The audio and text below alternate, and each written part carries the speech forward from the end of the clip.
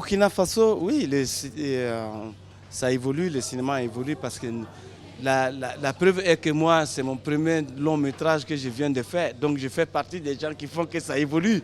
Il faut dire qu'au Burkina, c'est des jeunes qui tiennent maintenant,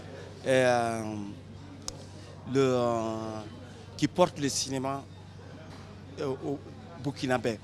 La preuve est que le FESPACO passé, ces deux jeunes ce sont mes camarades, on va dire mes collègues, qu'on a commencé à travailler ensemble, qui ont remporté les prix. Par exemple, le prix du meilleur documentaire, et puis le prix du meilleur documentaire burkinabé. Tout ça, c'est des jeunes, ce n'est pas des gens qui sont âgés, c'est des jeunes qui ont fait ça.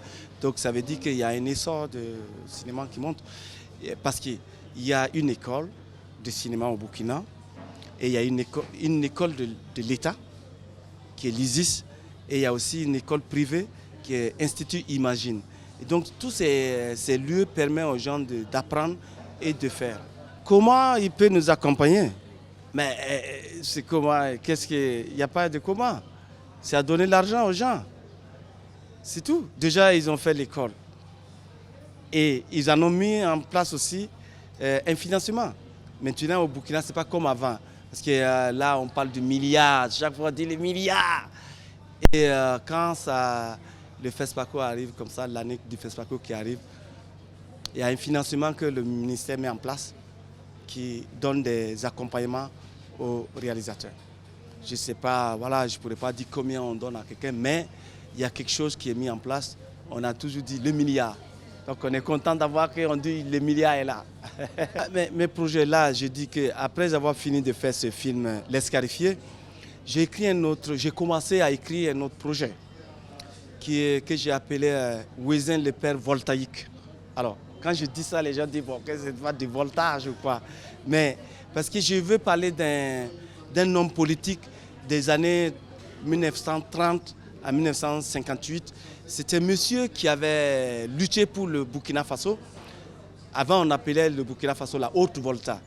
Et il y a eu un moment donné, à partir dans la colonisation, on va dire les Français. Ils ont rayé le Burkina de la carte donc, géographique. Ça veut dire que ce Burkina que vous connaissez aujourd'hui, à un moment donné, ils avaient rayé ça, ça n'existait pas. Et ils ont réparti les terres entre trois pays. Ça veut dire la Côte d'Ivoire, le Mali et le Niger. Et donc, un monsieur s'est levé quand lui, il dit non, mais ce n'est pas possible. Et ce monsieur s'appelait Daniel Wezin Coulibaly. Et il a combattu, il a convaincu le colonisateur pour qu'il puisse remettre ce pays en place. Et c'est grâce à lui que nous, on a le Burkina aujourd'hui. Voilà. Donc ça, moi je pense que ça me parle et j'ai envie de raconter l'histoire de ce monsieur. Bon, il est mort depuis longtemps, mais il y a des petits secrets qui montrent que, bon, voilà, que ça mérite d'être raconté parce qu'il a été momifié. Et donc aujourd'hui, on peut toujours voir son corps. Mais le message, c'est qu'il faut s'accrocher. Si tu as une idée que tu veux faire, il ne faut pas te laisser distraire. Ce que tu veux faire, c'est ça que tu vas faire.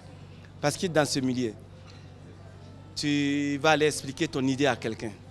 Comme ça ne marche pas les idées. Mais la personne, il t'accompagne. Lui aussi, il a une idée à faire. Donc c'est toi qui connais que ton idée vaut quelque chose. Et donc c'est à toi de vraiment de te battre pour que ça arrive. Et aussi la jeunesse. Moi-même, je suis jeune. Ça veut dire quoi? Moi, j'ai remarqué un truc. Les gens sont pressés de faire les choses. Tu vois? Je vous dis que l'escarification, le film sur l'escarification dont je vous parle, l'escarifié, c'est un projet depuis 2016 que j'ai commencé à faire des résidences. Donc depuis 2016, si tu dis à quelqu'un que tu as ce projet, et pour quelqu'un qui est pressé, il va dire oui, j'arrête ou je passe à un autre truc ou bien ouais, je suis fatigué, je ne vais pas le faire. Mais si tu écris ça bien, tu trouves un producteur, ce n'est pas l'État seulement qui peut te donner l'argent. L'État peut ne pas te donner l'argent, mais si ton projet est bien écrit, ton producteur, là, si tu envoies ton projet à l'OIF, Est-ce qu'on va dire parce que tu es jeune ou bien quoi, on ne va pas prendre ton projet? S'il est bien écrit, ils vont le financer. Donc je pense que c'est là, il faut que la jeunesse apprenne bien à les codes de tout ce qu'on nous donne, on nous apprend. Donc si on apprend à écrire et on apprend à chercher les producteurs ou aller vers les financeurs, je pense que si tu as un bon projet, les gens vont t'accompagner.